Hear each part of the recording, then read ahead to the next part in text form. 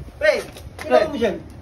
Wala ka lang, pre. Oh, tingnan mo, pre. Amoyin mo. Kung sige, pre. Bango, pre. Ano ba to, pre? Bango yan. Babango yan ang misis ko. Amoyin mo. Bango, no? Bango, no? Ang bango, pre.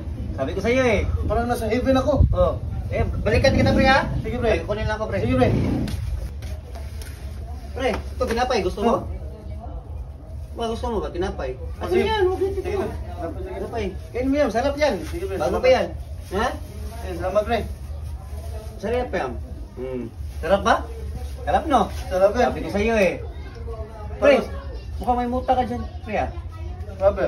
May muta. Dito, may muta ka. Oh, yan. Kabila din, oh. Oh. Madumi din dito po, oh. Oh, dumi yan. Oh, sarap rin, oh. Sabi ko sa'yo eh, sarap yan eh. Tama, pre. Galing pa yan sa North Korea, pre. Oh, Maraming salamat, pre. oh, ay problema, pre. Sige, pre. Sige, sige. Oh, pre. Oh, tubig. Oh, salamat, pre. Mabulunan ka. Wait, wait. Bakit? Bakit ang bait mo ngayon, pre? Eh, mabait naman talaga ako, pre.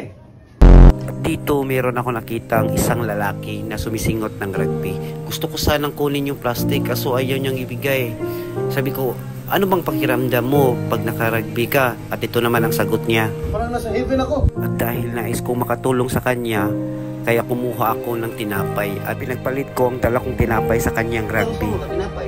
Ano yan? Huwag yan tinapay. Kain mo yan. Hindi alam ng rugby boy na to na yung tinapay na kinakain niya ay may kagat pala ng daga. Pero tinanong ko pa rin kung masarap pa, sabi niya, ang sarap daw. Bigla na lang napaluha yung rugby boy. Dahil isang linggo na pala siyang hindi kumakain. Nung nagugutom siya, nanghingi siya sa kalsada. Pero binigyan naman siya ng rugby ng mga tambay.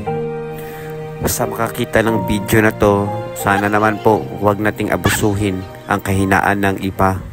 At yun na nga, pagkatapos niyang mabusog, binigyan natin ng advice.